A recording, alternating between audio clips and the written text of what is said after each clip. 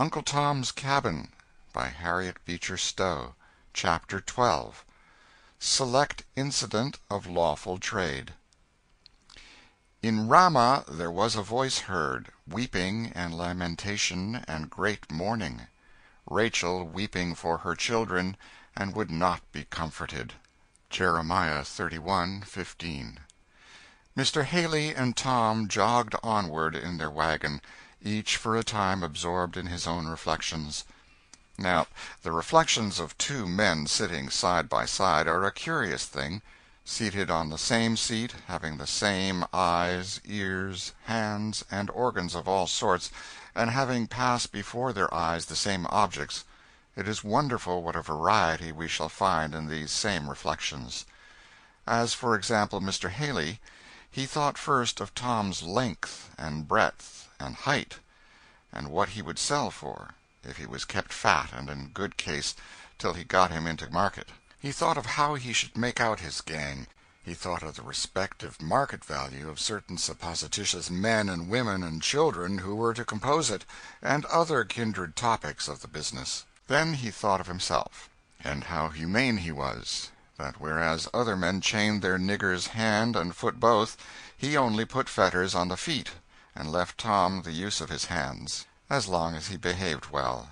And he sighed to think how ungrateful human nature was, so that there was even room to doubt whether Tom appreciated his mercies.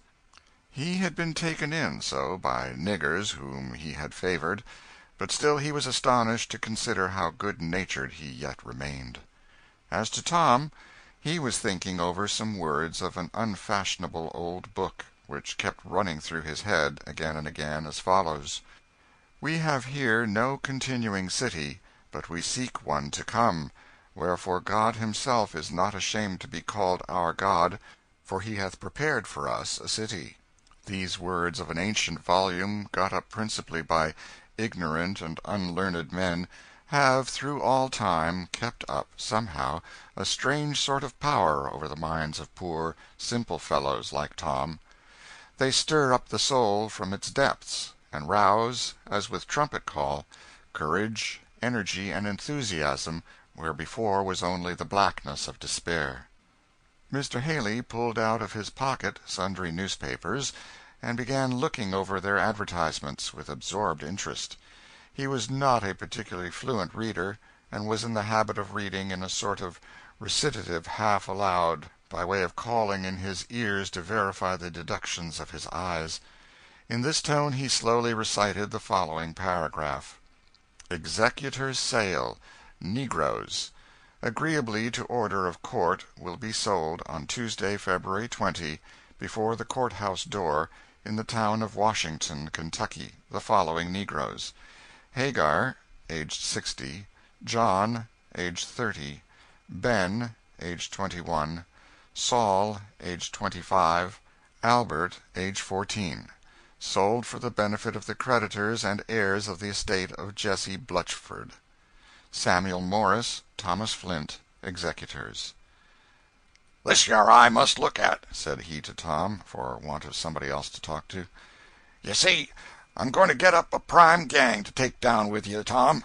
It'll make it sociable and pleasant like. Good company will, you know. We must drive right to Washington first and foremost, and then I'll clap you into jail while I does the business."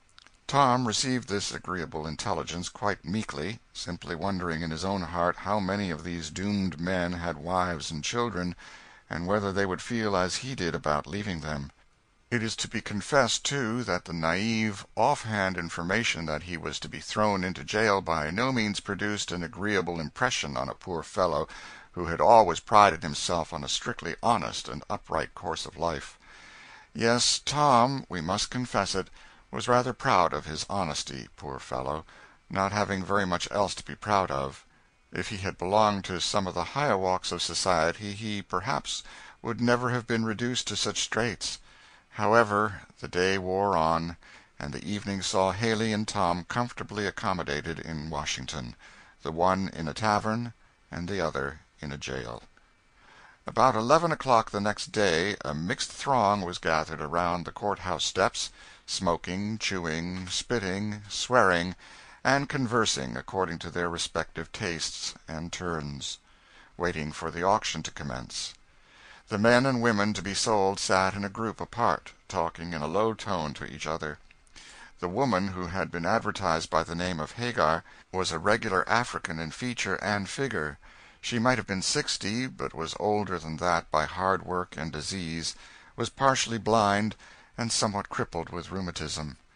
By her side stood her only remaining son, Albert, a bright-looking little fellow of 14 years. The boy was the only survivor of a large family, who had been successively sold away from her to a Southern market. The mother held on to him with both of her shaking hands, and eyed with intense trepidation every one who walked up to examine him. "Don't be feared, Aunt Hagar," said the oldest of the men. "I spoke to Massa Thomas about it. He thought he might manage to sell you in a lot both together." "They needn't call me worn out yet," said she, lifting her shaking hands. "I can cook yet, and scrub and scour. I'm worth a buying, if I do come cheap. Tell 'em dat, you tell 'em," she added, earnestly.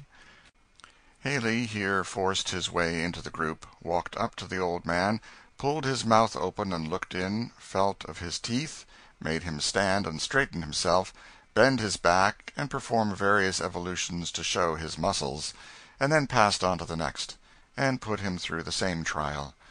Walking up last to the boy, he felt of his arms, straightened his hands, and looked at his fingers, and made him jump to show his agility. "He ain't gwine to be sold without me," said the old woman, with passionate eagerness. "He and I goes in a lot together. I's rail strong yet, massa, and can do heaps of work. Heaps on it, massa." "On plantation?" said Haley, with a contemptuous glance. "Likely story." And as if satisfied with his examination, he walked out and looked, and stood with his hands in his pocket, his cigar in his mouth, and his hat cocked on one side, ready for action. "What think of 'em?" said a man who had been following Haley's examination, as if to make up his own mind from it. "Well," said Haley, spitting, "I shall put in, I think, for the youngerly ones and the boy." "They want to sell the boy and the old woman together," said the man. "Find it a tight pull. Why, she's an old rack of bones, not worth her salt." "You wouldn't, then?" said the man. "Anybody'd be a fool 'twould. She's half blind, crooked with rheumatism, and foolish to boot. Some buys up these 'are old critters, and says there's a sight more wearing 'em than a body'd think," said the man reflectively. "No go, 'tall," said Haley. "Wouldn't take her for a present. Fact, I've seen, now. Wall, 'tis kind of pity, now, not to buy her with her son. Her heart seems so sot on him. S'pose they fling her in cheap." "Them that's got money to spend that ar way, it's all well enough. I shall bid off on that ar boy for a plantation hand. Wouldn't be bothered with her, no way, not if they'd give her to me," said Haley. "She'll take on desperate," said the man. "Nat'ally she will," said the trader, coolly. The conversation was here interrupted by a busy hum in the audience, and the auctioneer, a short, bustling, important fellow, elbowed his way into the crowd. The old woman drew in her breath, and caught instinctively at her son. "Keep close to your mammy, Albert, close. They'll put us up together," she said. "Oh, mammy, I'm afeard they won't," said the boy. "They must, child. I can't live no ways if they don't," said the old creature vehemently. The stentorian tones of the auctioneer, calling out to clear the way, now announced that the sale was about to commence. A place was cleared, and the bidding began. The different men on the list were soon knocked off at prices which showed a pretty brisk demand in the market. Two of them fell to Haley. "Come now, young un," said the auctioneer, giving the boy a touch with his hammer. "Be up and show your springs, now."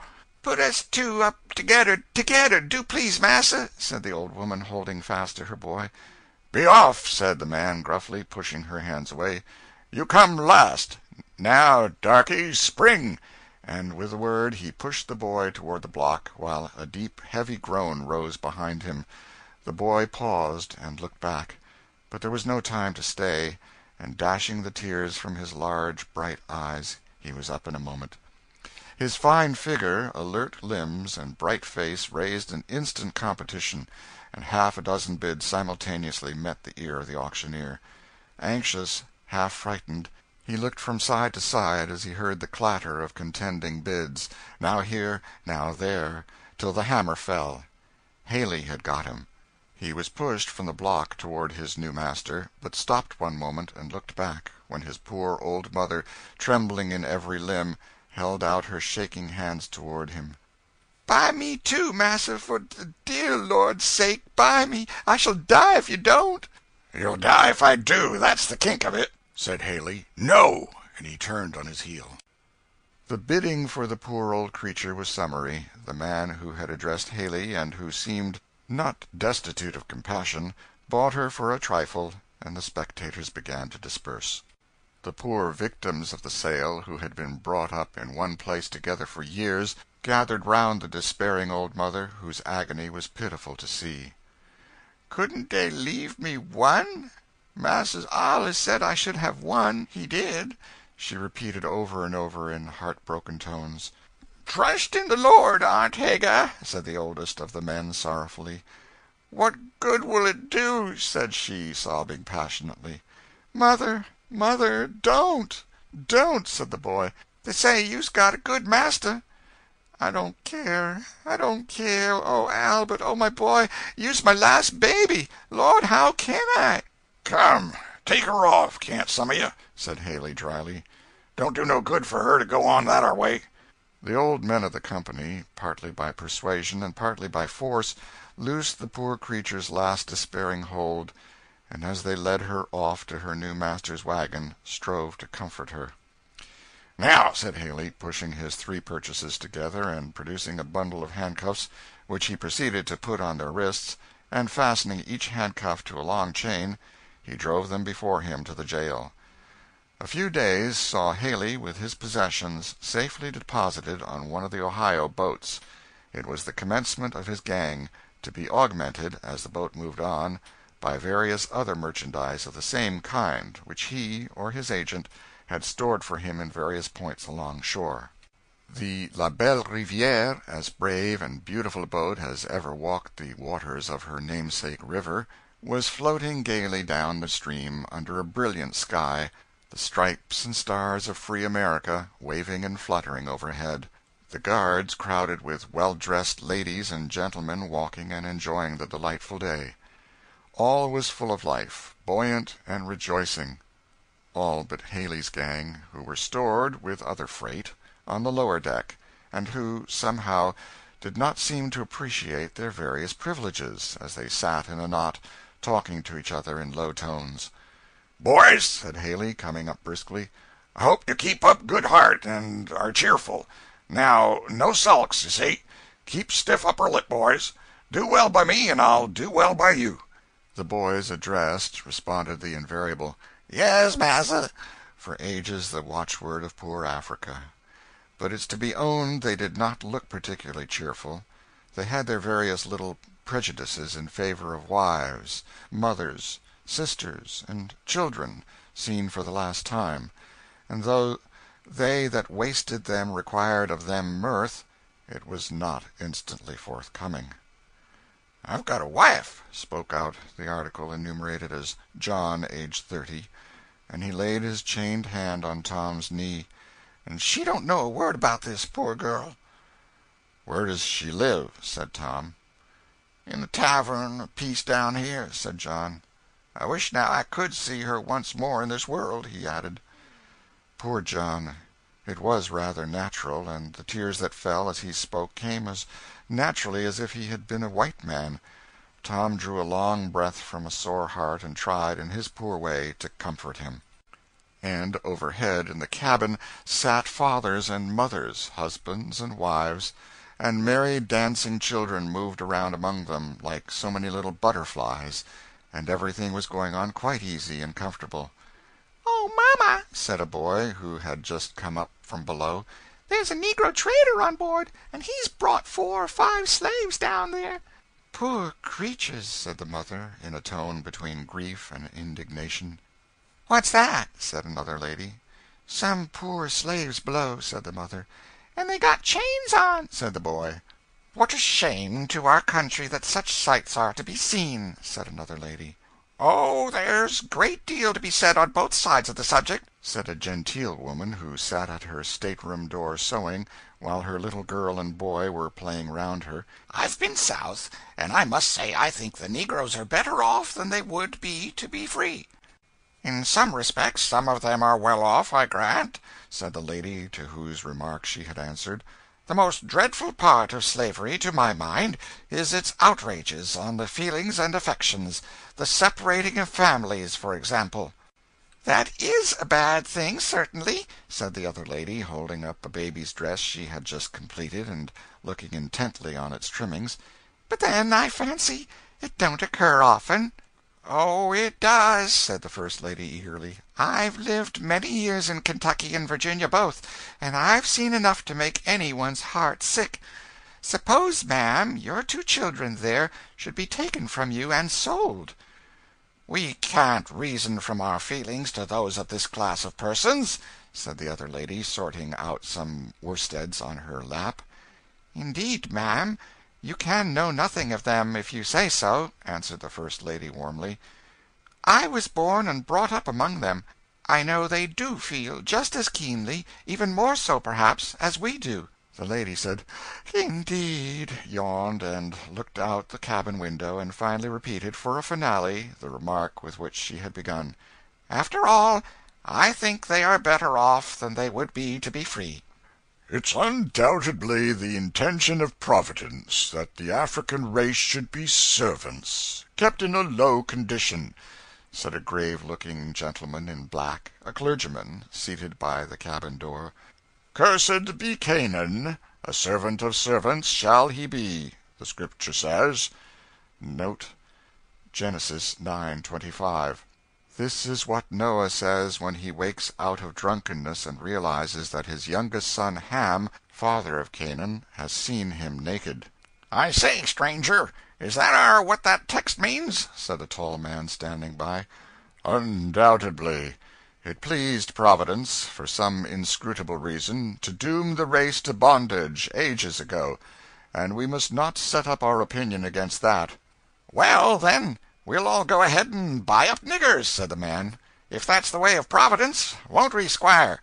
said he, turning to Haley, who had been standing, with his hands in his pockets, by the stove, and intently listening to the conversation. "Yes," continued the tall man, "we must all be resigned to the decrees of Providence. Niggers must be sold, and trucked round, and kept under. It's what they's made for. 'Pears like this yare view's quite refreshing, ain't it, stranger?" said he to Haley. "Never thought on't," said Haley. "I couldn't have said as much, myself. I hain't no l'arnin'. I took up the trade just to make a livin'. If 'tain't right, I calculated to pent on't in time, you know." "And now you'll save yourself the trouble, won't you?" said the tall man. "See what 'tis now to know a Scripture. If you'd only studied your Bible, like this yare good man, you might have knowed it before, and saved you a heap of trouble. You could just have said, 'Cursed be what's his name,' and 'twould all have come right." And the stranger, who was no other than the honest drover whom we introduced to our readers in the Kentucky Tavern, sat down and began smoking, with a curious smile on his long, dry face.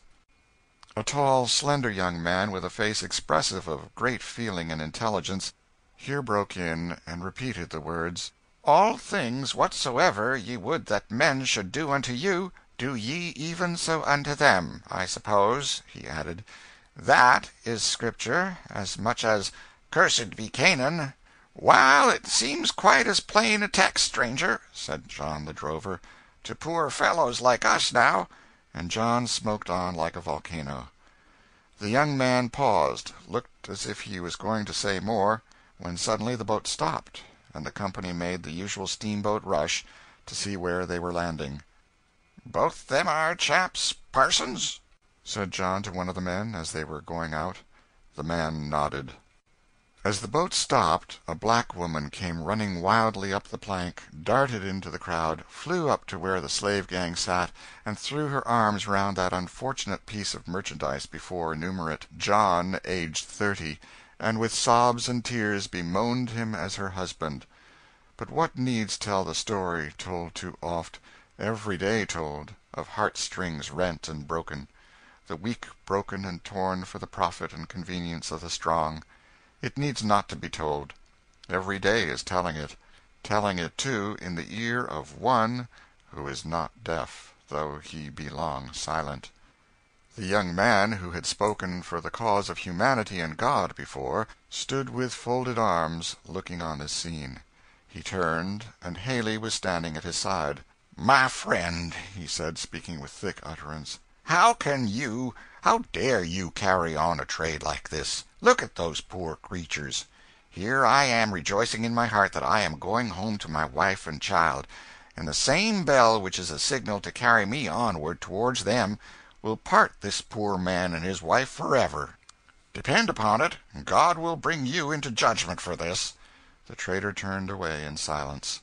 "I say now," said the drover, touching his elbow, "there's differences in parsons, ain't there? Cussed be Canaan don't seem to go down with this un, does it?" Haley gave an uneasy growl. "And that aren't the worst on't," said John. "Mebbe it won't go down with the Lord, neither, when you come to settle with him one of these days, as all on us must, I reckon." Haley walked reflectively to the other end of the boat.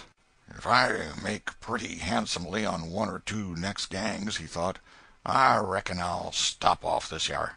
It's really getting dangerous." And he took out his pocketbook and began adding over his accounts, a process which many gentlemen besides Mr. Haley have found a specific for an uneasy conscience. The boat swept proudly away from the shore, and all went on merrily as before. Men talked and loafed and read and smoked. Women sewed and children played, and the boat passed on her way. One day, when she lay to for a while at a small town in Kentucky, Haley went up into the place on a little matter of business. Tom, whose fetters did not prevent his taking a moderate circuit, had drawn near the side of the boat, and stood listlessly gazing over the railing. After a time he saw the trader returning, with an alert step, in company with a colored woman, bearing in her arms a young child. She was dressed quite respectably, and a colored man followed her, bringing along a small trunk. The woman came cheerfully onward, talking as she came, with the man who bore her trunk, and so passed up the plank into the boat. The bell rung, the steamer whizzed, the engine groaned and coughed, and away swept the boat down the river. The woman walked forward among the boxes and bales of the lower deck, and sitting down, busied herself with chirruping her baby. Haley made a turn or two about the boat, and then, coming up, seated himself near her, and began saying something to her in an indifferent undertone. Tom soon noticed a heavy cloud passing over the woman's brow, and that she answered rapidly and with great vehemence. "I don't believe it! I won't believe it!" he heard her say. "You're just a fooling with me." "If you won't believe it, look here," said the man, drawing out a paper. "This yar's the bill of sale, and there's your master's name to it, and I paid down good solid cash for it, too, and I can tell you so now." "I don't believe Massa would cheat me so. It can't be true," said the woman with increasing agitation. "You can ask any of these men here that can read writing here," he said to a man that was passing by. "Just read this yar, won't you? This yar gal won't believe me when I tell her what 'tis." "Why, it's a bill of sale signed by John Fosdick," said the man, "making over to you the girl Lucy and her child. It's all straight enough for aught to see." The woman's passionate exclamations collected a crowd around her, and the trader briefly explained to them the cause of the agitation. "He told me I was going down to Louisville to hire out as cook to the same tavern where my husband works. That's what Massa told me, his own self. And I can't believe he'd lie to me," said the woman. "But he has sold you, my poor woman, there's no doubt about it," said a good-natured-looking man, who had been examining the papers. "He has done it, and no mistake." "Then it's no account talking," said the woman, suddenly growing quite calm, and clasping her child tighter in her arms, she sat down on her box, turned her back round, and gazed listlessly into the river. "Going to take it easy after all," said the trader. "Gal's got grit, I see." The woman looked calm as the boat went on, and a beautiful soft summer breeze passed like a compassionate spirit over her head, the gentle breeze that never inquires whether the brow is dusky or fair that it fans. And she saw sunshine sparkling on the water in golden ripples, and heard gay voices, full of ease and pleasure, talking around her everywhere. But her heart lay as if a great stone had fallen on it. Her baby raised himself up against her, and stroked her cheeks with his little hands, and, springing up and down, crowing and chatting, seemed determined to arouse her. She strained him suddenly and tightly in her arms, and slowly one tear after another fell on his wondering, unconscious face, and gradually she seemed, and little by little, to grow calmer, and busied herself with tending and nursing him. The child, a boy of 10 months, was uncommonly large and strong of his age, and very vigorous in his limbs. Never for a moment still, he kept his mother constantly busy in holding him and guarding his springing activity. "That's a fine chap," said a man, suddenly stopping opposite to him with his hands in his pockets. "How old is he?" 10 months and a half," said the mother. The man whistled to the boy, and offered him part of a stick of candy, which he eagerly grabbed at, and very soon had in a baby's general depository, to wit, his mouth. "Rum fellow," said the boy. "Knows what's what." And he whistled and walked on. When he had got to the other side of the boat, he came across Haley, who was smoking on top of a pile of boxes.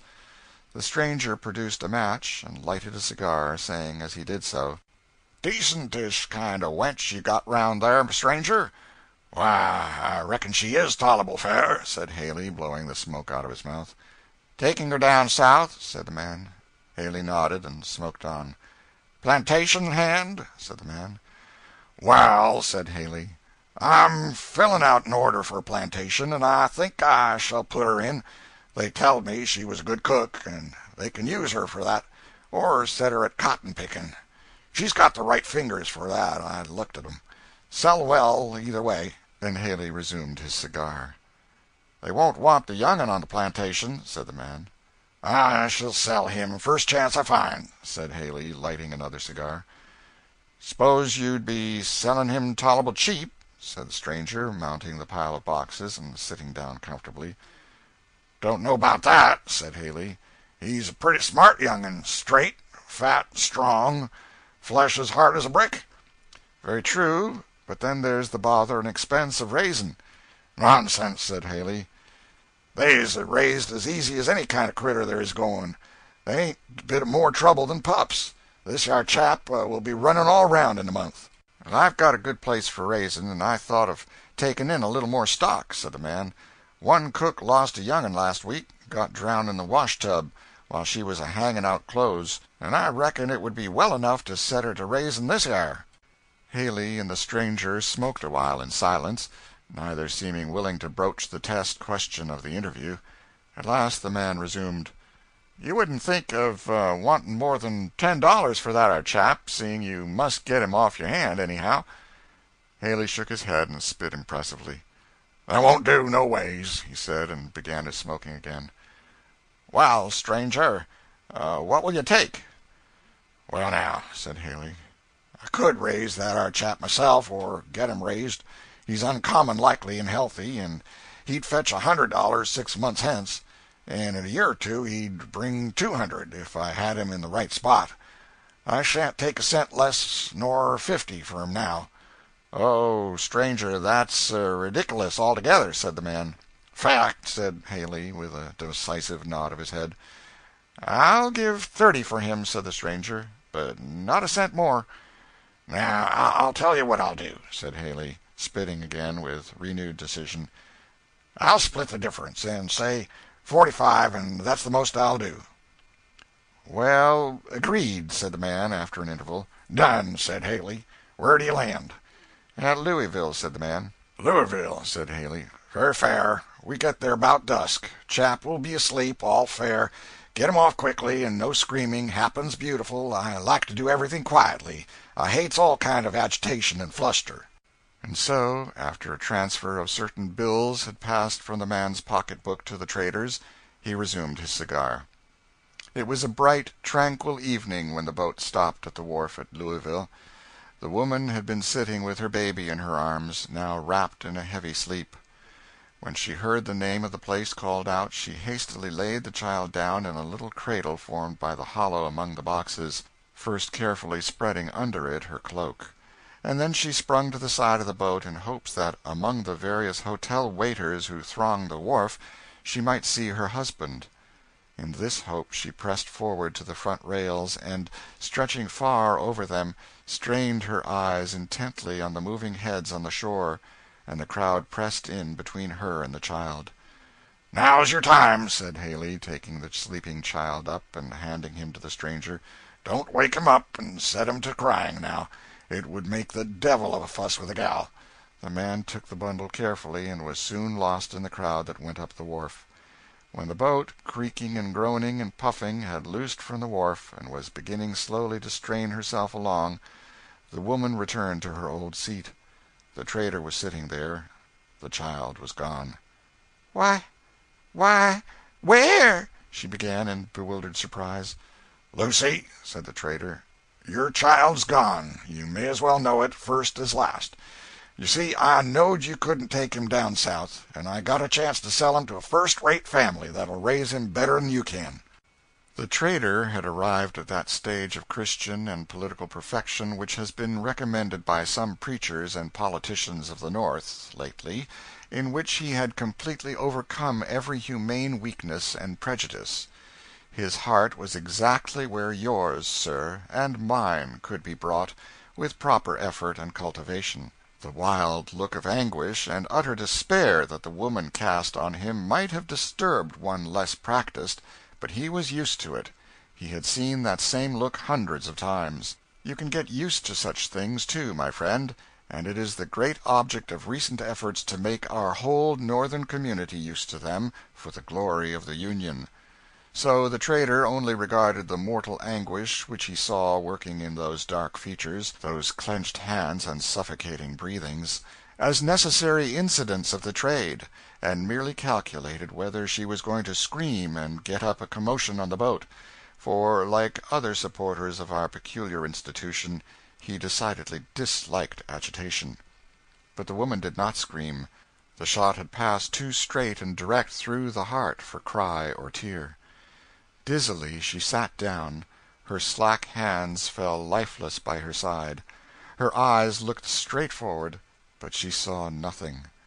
All the noise and hum of the boat, the groaning of the machinery, mingled dreamily to her bewildered ear, and the poor dumb-stricken heart had neither cry nor tear to show for its utter misery.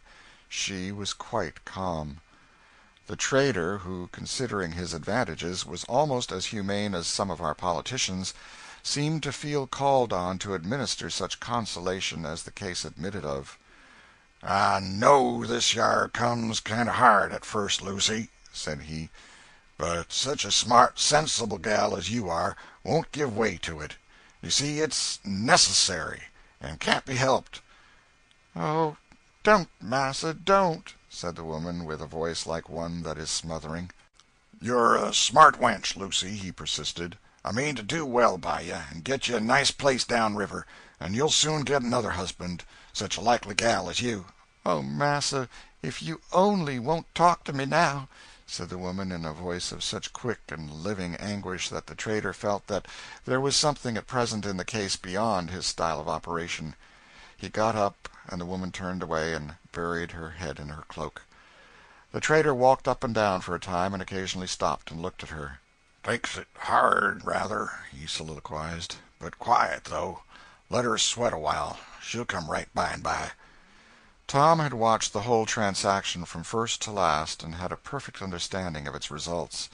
To him it looked like something unutterably horrible and cruel, because, poor ignorant black soul, he had not learned to generalize and to take enlarged views. If he had only been instructed by certain ministers of Christianity, he might have thought better of it, and seen in it an everyday incident of a lawful trade, a trade which is the vital support of an institution which an American divine note Dr. Joel Parker of Philadelphia, Mrs. Stowe's note, Presbyterian clergyman, 1799-1873, a friend of the Beecher family. Mrs. Stowe attempted unsuccessfully to have this identifying note removed from the stereotype plate of the first edition. Tells us has no evils but such as are inseparable from any other relations in social and domestic life. But Tom, as we see, being a poor ignorant fellow, whose reading had been confined entirely to the New Testament, could not comfort and solace himself with views like these. His very soul bled within him for what seemed to him the wrongs of the poor suffering thing that lay like a crushed reed on the boxes, the feeling, living, bleeding, yet immortal thing which American state law coolly classes with the bundles and bales and boxes among which she is lying.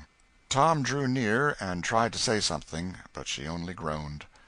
Honestly, and with tears running down his own cheeks, he spoke of a heart of love in the skies, of a pitying Jesus, and an eternal home, but the ear was deaf with anguish, and the palsied heart could not feel. Night came on, night calm, unmoved, and glorious, shining down with her innumerable and solemn angel eyes, twinkling, beautiful, but silent. There was no speech, no language, no pitying voice or helping hand from that distant sky. One after another the voices of business or pleasure died away. All on the boat were sleeping, and the ripples at the prow were plainly heard.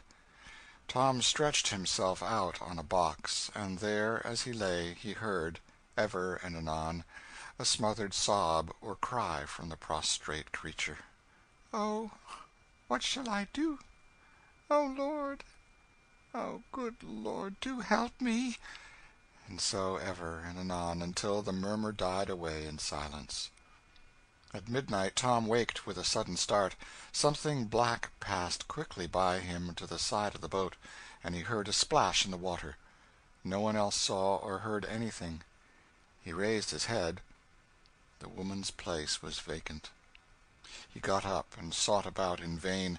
The poor bleeding heart was still at last, and the river rippled and dimpled just as brightly as if it had not closed above it. Patience, patience, ye whose hearts swell indignant at wrongs like these. Not one throb of anguish, not one tear of the oppressed is forgotten by the man of sorrows, the Lord of glory. In his patient, generous bosom he bears the anguish of a world. Bear thou like him in patience, and labor in love.